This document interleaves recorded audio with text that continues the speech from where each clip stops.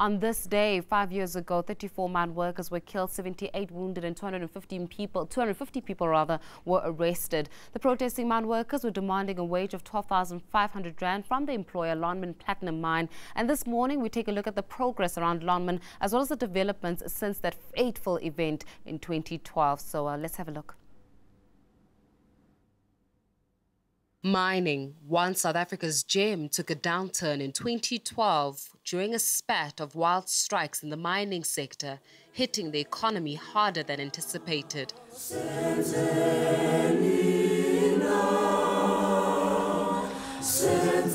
The 16th of August 2012 was a watershed moment for the mining sector as a South African police service opened fire on a crowd of mine workers who happened to have been protesting in demand of higher wages at the Lonmin Platinum Mine in Marikana.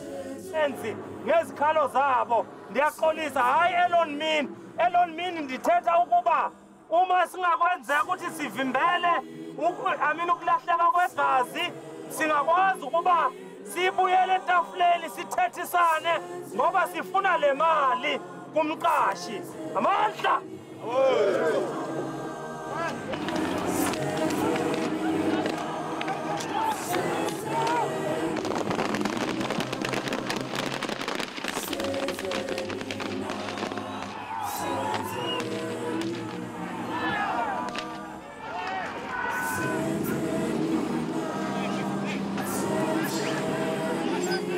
The momentous event left 34 mine workers lifeless, 78 wounded, and more than 250 people arrested.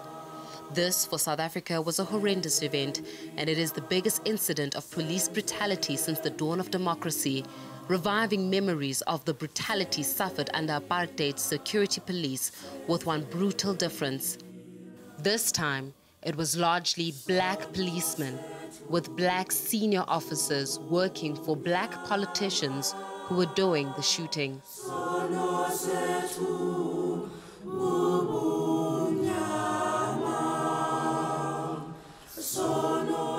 The Marikana Massacre impelled wide criticism, some even calling it the ANC's Sharpeville, whilst others claimed Marikana should be a catalyst for change.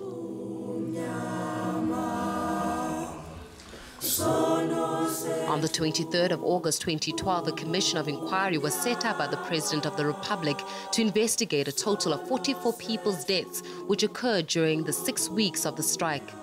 The commission report pardoned the main political figures who were accused of having a hand in the events leading to the massacre, although a number of the recommendations regarding the fitness of the heads of police were put forth. The Commission's report's further recommendations are regarding the future of policing of protests.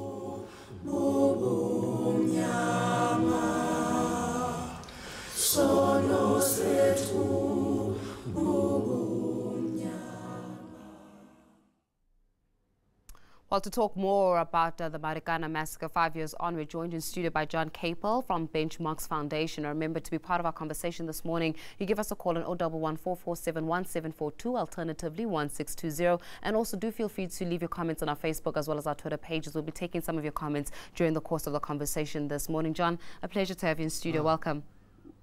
It's a pleasure for me to be here. Now, when we're looking at the Marikana Massacre 5 years on, I mean, you and I have had an extensive conversation just off air between the two of us. Yes. And the reason why you're so impassioned about this, never mind the fact that you guys are in charge of doing the research in terms of the mining sector as well as the events in Lonmin.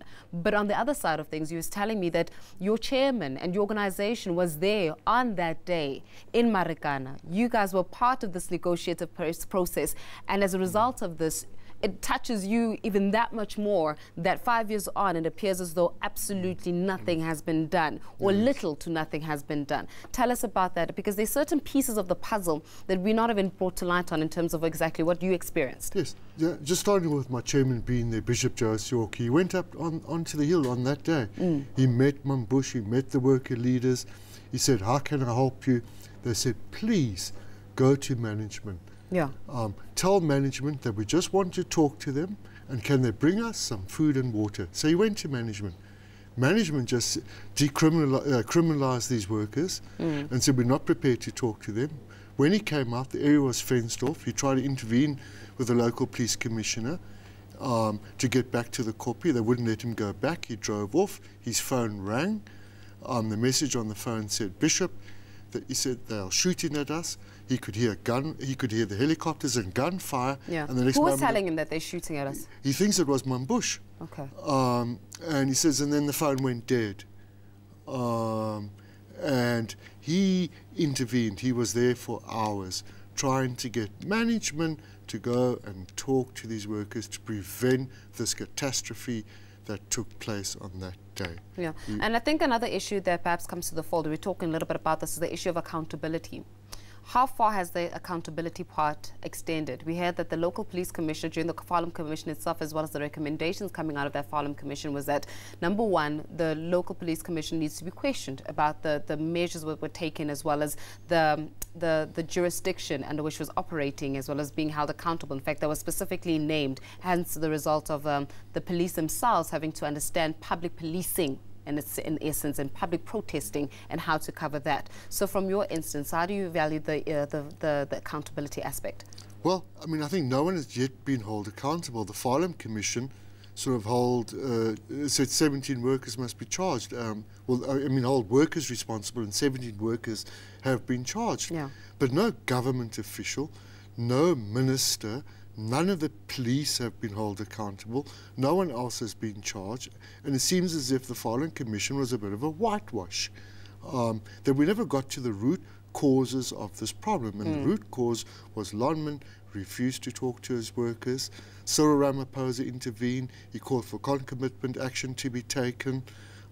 That resulted in the death of 34 mine workers. It was all about maintaining the operations of Lonmin. And even Lonmin, on the Friday after the massacre, was saying workers must get back to work, not recognising the trauma. After the massacre? Yes, the day after. Yeah. Not recognising the trauma that had taken place in this community among the workers, those that witnessed it. And so today we're still sitting with traumatised workers, traumatised widows and families, traumatised workers. What's been the stance from Lonmin thus far? Because I mean, and this is perhaps I'm being self-critical here as a member of a media, but we report on the stories, we cause a hoo-ha around the stories, and sometimes the story becomes stale, in inverted commas, but the lives still live on, and those stories still exist. What's been the feedback from Lonmin? Well, Lonmin offered the widows jobs to replace their husbands, and they offered bursaries to the children to go to school. That's all. It's insignificant. So the widows were offered jobs? Yes. By Lonmin? Yes. And then the children were offered bursaries? Yes. Okay. Did you guys think that was enough? No, not at all. Yeah. It's completely insignificant.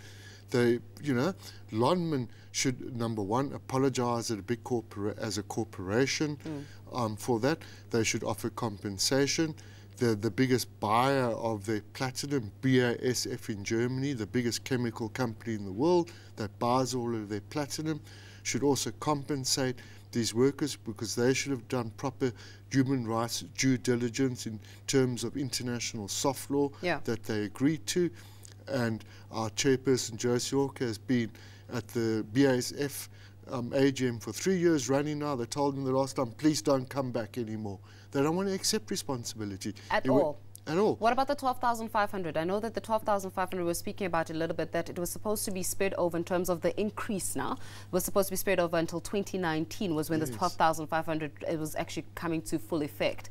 Do you think that's going to be possible currently, looking at the status quo, and in terms of exactly how much the mine workers are earning? Well, I think they're going to reach it in 2019, but really they needed to reach that in 2012. Yeah. This is 7 years down the line, and the cost of living has increased tremendously. So there's really been no progress in that sense. Yes, workers are getting slightly better increases than they were. And the housing, I heard that the housing now, it's now single flats, but you were saying this is absolutely, it's almost disheartening to see the types of housing. 400 houses have since been built, but apartment-like houses have since been built. Tell us about that housing and exactly what your stance is. Let's just start off with the figures that Lonmin employ 33,000 workers. Yeah. 26,000 permanent and the rest subcontracted labour. So they can accommodate at the moment through the hostel conversion program 2,500 workers and about probably another 500 the most in what they call the infill apartments. So that's very insignificant. So you're really looking at about 30,000 of the workers living in informal shanty towns without access to running water, electricity, sewage systems or tarred roads, and living in atrocious conditions. So very little has actually improved. Then they allocated some land to build houses on with government. Some of those houses have been built, about 500. ANC connected people are taking those houses. Workers can't afford to buy those houses because these houses are for sale.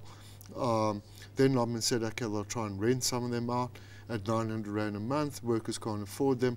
Now I understand they've reached some agreement with AMCU to lower that that fee, but still, that's 3,000. What about the rest of the workers? So that's 3,000 workers, where Lonmin employs about 33,000 workers. Yes. So we're looking at just about 10% of those workers, or just under 10%, rather less though, in terms of the workers being given opportunities to housing. Now, we took this conversation on Facebook as well. We're talking a little bit earlier on, John, myself, about accountability. Who should be held accountable for this instance? And we took some of those comments on Facebook, and I'm just going to read out some of the comments in terms of accountability from people's perspectives. Dumisang saying, you know, it's hard to say, but I wonder why the strikers were carrying weapons. I'm on a strike for higher wages. Why do I need a weapon? I think the police wouldn't have fired the shots if protesters had been approached the police with no weapons in hand. Brian saying that AMCU must be held accountable. Firstly, they've killed NUMSA members, security guards and 2 cops who were trying to stop the senseless killing. I'm going to ask you this one. This was a conversation that was even held in 2012 about AMCU taking some form of accountability for the events that led up to Marikana. Do you believe so, that AMCU has got a role to play and had a role to play in that fateful day? No. AMCU were called in by Lonmin in desperation to try and cool things down. Those workers represented themselves through a workers' committee. They had been formerly NUM members, and at that stage, those workers on the copy, the majority of them did not belong to AMCU yet. So they were not official members of AMCU. They were not official members of AMCU. Yes. Okay, so then what do you say to the argument, and this is just coming out from Dumisang on our Facebook page, saying that perhaps it was provocative, or they provoked the police in some way by having the nopkiris. I mean, we saw the visuals, right? We saw the visuals. They had the nopkiris. It was looking like a little bit of a volatile situation in hand, that perhaps the situation may have been diffused a little more better had the miners approached this protest without carrying weapons. Well, at first they weren't carrying any weapons or nopkiris. It was only after they had come under attack from the NUM officers and had come under attack from police, and then they had these retaliation, and then we know that 2 security guards and 2 policemen were killed, but 6 workers have been killed in this process that have been very provocative. So workers have picked up these things and said, we're going to defend ourselves. I used to be a trade union organizer in the National Union of Metal Workers of South Africa, and whenever workers went on strike, they also carried these traditional weapons around as a sign of strength, but it wasn't a sign of aggression. So that's often typical in strikes. But in that case, yes, they did carry these things, but they didn't have guns. Let's put it that way. I think 1 gun was found. So they weren't carrying weapons of destruction, and they were met with bullets. Yeah. Now, when we're looking at the mining sector, I mean, your guys' organization is in charge of being able to sort of get an overview of the mining industry in South Africa. Marikana is just one event, and we keep saying, lest another Marikana massacre continues. We've got various mines, for example, at now. I think Anglo is even in the forefront of being able to shut down jobs because of some of those mining shafts, right, that have been closed. At this stage, and given your research, is it possible, is it feasible to avert another Marikana massacre, given where the mining sector is going, as well as the shedding of jobs? You know, we thought in 2012 that a window of opportunity had opened up, that we could see that things were not good on the platinum belt and generally in mining. That opportunity was not seized. Lonmin are representative of the rest of the mining industry. No one's better than Lonmin. Anglo Platinum, for example, promised in 2008 to build 20,000 houses on Anglo as well. So we had to examine all of these companies. We're going to find similar problems with all of them.